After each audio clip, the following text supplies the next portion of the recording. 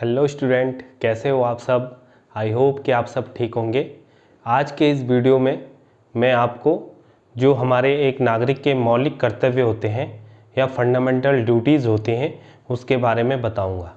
अभी तक हमने आर्टिकल 35 से और 36 से और 51 तक क्या आर्टिकल 4 पढ़ा है, जिसमें कि क्या है हमारे जो फंडामेंटल राइट्स हैं उसके बारे में मैंने आपको बताया। और इसके अलावा मैंने डीपीएसपी के बारे में बताया आपको, जो पार्ट 4 में। पार्ट 3 में मैंने आपको फंडामेंटल राइट्स के बारे में बताया। तो 36 से 51 तक क्या है, director principle of state policy, राज्य के नीति निर्देशक तत्वों के बारे में मैंने आपको बताया है। और आज मैं आपको पार्ट 4A, जो कि संविधान में 1976 में आया था, पार्ट 4 मतलब पार्ट 4 तो था ही संविधान में, लेकिन जो 1976 में 42 अमेंडमेंट किया गया उसके तहत पार्ट 4A मतलब भाग 4 क में कुछ फंडामेंटल ड्यूटीज़ जो प्रत्येक नागरिक का कर्तव्य है उसके बारे में बताया गया है। तो जो पहली ड्यूटी है कि हमें, यदि हम 51A की बात करें जो कि, और इसका फर्स्ट में बताया गया है बच्चों 51A, जो कि पार्ट 4A का क्या है, भाग है। तो 51A में क्या बताया गया है, पहला नंबर पे कि हमें भारतीय संविधान जो बना है उसका पालन करना है। इसके अलावा हमें जो राष्ट्रीय ध्वज, राष्ट्रीय गान है उसका सम्मान करना है, और उसके आदर्श जो संस्थान है उसका सम्मान, आदर्श जो संविधान है, संस्थान है जो उसका भी सम्मान करना है। इसके अलावा जो दूसरे नंबर पे बताया गया वो है जिन्होंने स्वतंत्र आंदोलनों में भाग लिया, जिन भी देश के उस समय जो आंदोलनकारी थे, जिन्हें स्वतंत्रता के लिए अनेक आंदोलनों में भाग लिया, पार्टिसिपेट किया, उनके आदर्शों का क्या है, हमें सम्मान और पालन करना चाहिए। तीसरे नंबर पे बताते हैं कि भारत की संप्रभुता, एकता और अखंडता, जो भारत, जो देश, जो राष्ट्र सर्वोपरि है, तो भारत की राष्ट्रता, संप्रभुता और एकता को अखंड बनाए रखने के लिए हमें हमेशा तैयार रहना, आगे बढ़ाना है देश को। और जो इसका चौथा है वो है देश की रक्षा एवं आह्वान किए जाने पर, यदि देश पे कोई ऐसा राष्ट्रीय संकट आता है तो देश के आह्वान किए जाने पर हमने सब लोगों ने देश में आगे आना है। जैसे हमने यूक्रेन और रसिया की स्थिति देखी अभी कुछ महीने पहले, अभी भी वहाँ पर वॉर छिड़ा हुआ है। तो जेलेंस्की जो कि राष्ट्रपति हैं यूक्रेन के, उन्होंने वहाँ के पुरुषों को आह्वान किया था, वहाँ के देश के जो पुरुष नागरिक हैं उनसे आह्वान किया था कि वो अब सेना के साथ मिलकर देश के लिए लड़ें। तो यही जो फंडामेंटल वो है हमारी ड्यूटीज़, उसमें यही कहा गया कि देश की रक्षा के लिए अगर आह्वान किया जाए, देश की ज़रूरत है, तो आपको आगे आना चाहिए। इसके अलावा समान भाईचारा रखना है देश में। देश में किसी भी मजहब, धर्म, जाति और जो हमारा जन्म स्थान है उससे ऊपर उठकर सोचना, और देश में भाईचारा जैसा सद्भाव बना के रखना है। इसके अलावा हमने संस्कृति और जो हमारा कल्चर है, विरासत, उसको हमेशा उसका संरक्षण करना है और उसको आगे बढ़ाना है। इसके अलावा यदि हम 7वें नंबर की बात करें जो फंडामेंटल ड्यूटीज़ में है, तो पर्यावरण को क्या करना है, हमने हमेशा स्वच्छ रखना है, संरक्षित रखना है, उसके ऊपर जोर देना है ताकि हमारा पर्यावरण शुद्ध रहे। चाहे वो नदियाँ हैं, चाहे वो जंगल हैं, चाहे वो वन्य प्राणी, उनको क्या है, संरक्षित रखना है, आगे बढ़ाना है। और प्राणी मात्र के लिए हमेशा, जो भी वन्य जीव हैं, प्राणी मात्र जो भी है, मनुष्य है, उसके प्रति हमें दया भाव हमेशा रखना चाहिए, हमारी फंडामेंटल ड्यूटीज़ में आता है। यदि हम 8वें नंबर की बात करें तो मानवतावाद, जो मानवतावाद है वो बढ़ता ही रहता है। जब एक सदी से दूसरी सदी, 100 साल, 2 साल, 200 साल, तो जब कोई भी वैज्ञानिक युग है जैसे इस समय, तो हमने उसमें भी बढ़ चढ़ कर भाग लेना और नई टेक्नोलॉजी की तरह सोचना है देश में, ताकि देश प्रोग्रेस करे। इसके अलावा सार्वजनिक संपत्ति जो है उसको हमने संजो के रखना है, उसकी रक्षा करनी और हिंसा में भाग नहीं लेना। ऐसा नहीं कभी क्या है जनता आक्रोश होकर सार्वजनिक संस्थानों या सार्वजनिक संपत्ति को नुकसान पहुंचाए, उससे हमने बचना है और हिंसा को प्रोत्साहित नहीं करना है। यदि कोई घटना हो जाती तो वहाँ पर एक दूसरे को रोकना है और ऐसे कृत्य करने से उसको निषेध करना चाहिए हमें इन चीज़ों का, कि कोई इस तरह का कृत्य न हो, उसको समझाना है हमने। जो आखिरी 10वां है उसमें क्या क्या बताया गया है, व्यक्तिगत एवं सामूहिक गतिविधियां जो भी देश के आगे बढ़ाने के लिए उसमें भाग लेना, ताकि देश प्रगति की ओर आगे बढ़ सके। और जो इसमें आखिरी 11वें नंबर पे जो है वो 86 अमेंडमेंट को 86 अमेंडमेंट कॉन्स्टिट्यूशन में किया गया संविधान संशोधन, और ये बताया गया कि प्रत्येक माता पिता या उसका गार्डियंस जो है, उसका संरक्षक जो है उस बच्चे का, वो 6 से 14 साल तक उसको एजुकेशन के अवसर देने का प्रयास करेगा उस बच्चे को, अपने बच्चे को 6 से और 14 साल तक, जो कि 21A में भी है, जो मौलिक फंडामेंटल राइट्स में भी है कि राज्य को 6 से 14 साल तक किसी भी बच्चे को फ्री शिक्षा देने का प्रयास करना पड़ेगा। और इसी तरह माता पिता के लिए यहाँ पर भी फंडामेंटल ड्यूटीज़ के अंतर्गत आता है कि जो 11वां संशोधन 86 ये कॉन्स्टिट्यूशन अमेंडमेंट है, जिसके तहत हमें 6 से 14 साल तक अपने बच्चे को शिक्षा का भरपूर अवसर देना और उसे आगे पढ़ाना है। तो ये बच्चों फंडामेंटल ड्यूटीज़ था जो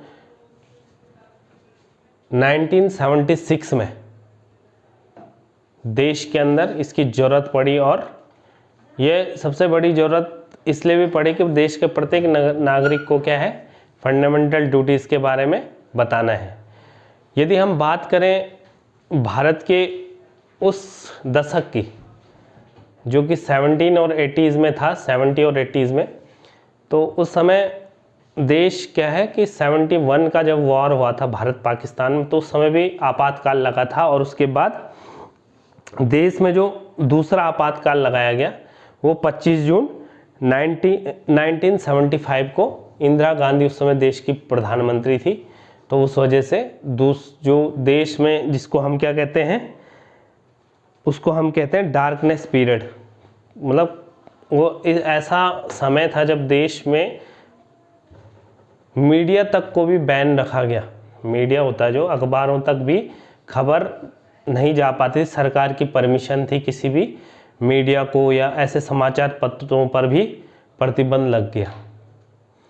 तो उस समय का जो काल था, एक तो देश 71 में जो लड़ाई हुआ भारत पाकिस्तान का, उसके वजह से देश का जीडीपी, देश में उसी समय अकाल पड़ा, और ऐसी स्थिति उस सरकार को चलाने के लिए होगी कि इंदिरा गांधी के बहुत दिक्कत उस सरकार को हुई। उसी समय जेपी का आंदोलन था वहाँ पर, जयप्रकाश नारायण का, जो बिहार में बिल्कुल स्टूडेंटों के साथ थे। तो ये सारी चीज़ें क्या होती, संपूर्ण क्रांति आंदोलन था जयप्रकाश नारायण का।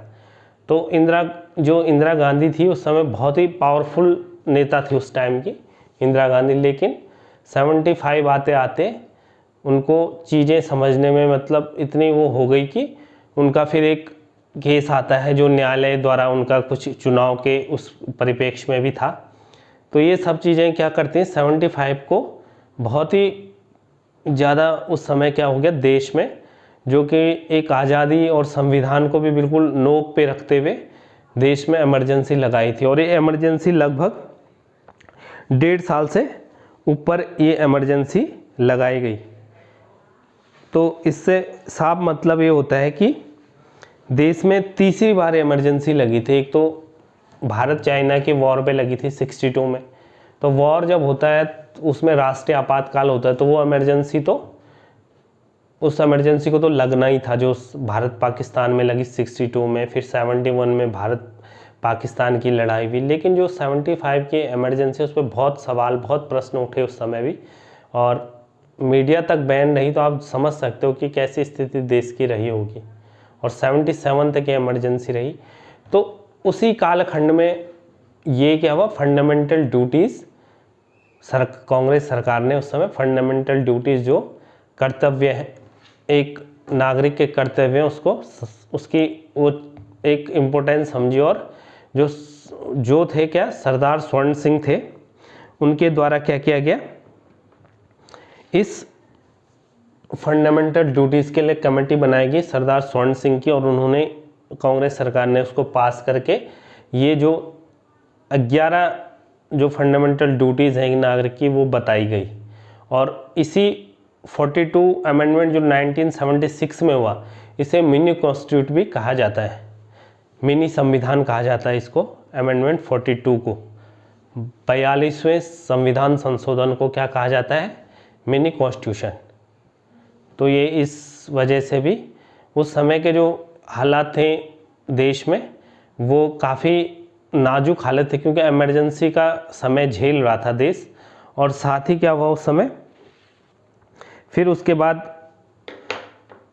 कॉन्स्टिट्यूशन में मतलब मेजर चेंजेस आए। उस समय इंदिरा गांधी ने अपनी पूरी शक्ति का प्रयोग किया इसीलिए 42 अमेंडमेंट में इतने ज़्यादा देश में संविधान संशोधन सबसे ज़्यादा उसी समय में। तो ये 25 जून 1975 से 21 मार्च 1977 तक क्या है इमरजेंसी लगी रही देश में। और सरदार स्वर्ण सिंह कमेटी जो मैंने आपको बता दिया है। और इसके अलावा जो एक सबसे बड़ी बात है कि जो फंडामेंटल ड्यूटीज़ हैं वो क्या है, जो हमारे ये फंडामेंटल ड्यूटीज़ हैं वो भारतीय नागरिक के लिए हैं। लेकिन जो फंडामेंटल राइट है उनमें कुछ राइट ऐसे हैं जो विदेशी नागरिक के लिए हैं, लेकिन ये फंडामेंटल ड्यूटीज़। और फंडामेंटल ड्यूटीज़ दूसरी क्या है, फोर्सेबल नहीं है, मतलब इनको आप इम्पोज नहीं कर सकते किसी भी नागरिक के ऊपर।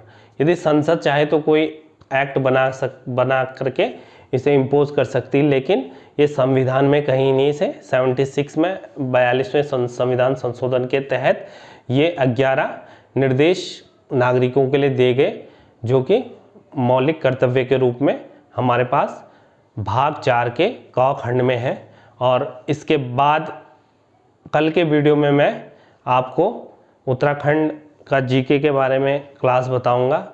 और बाकी आपको मैंने इसके बारे में फंडामेंटल जो ड्यूटीज़ हैं उसके बारे में बता दिया है। और आशा करता हूं कि आपकी समझ में ये जो मैंने आज फंडामेंटल ड्यूटीज़ बताई वो समझ में आई होंगी। और ये जो राष्ट्रीय आपातकाल लगता है वो अनुच्छेद 352 आर्टिकल के अंतर्गत राष्ट्रीय आपात लगता है, जो 75 में लगा था, जो इमरजेंसी लगी थी। तो आज के वीडियो में बस इतना ही, कल फिर मिलते हैं। इस चैनल को ज़्यादा से ज़्यादा सब्सक्राइब एंड शेयर कीजिए। और कल के वीडियो में फिर आपसे मुलाकात होगी। तब तक के लिए जय भारत, जय उत्तराखंड। Thank you.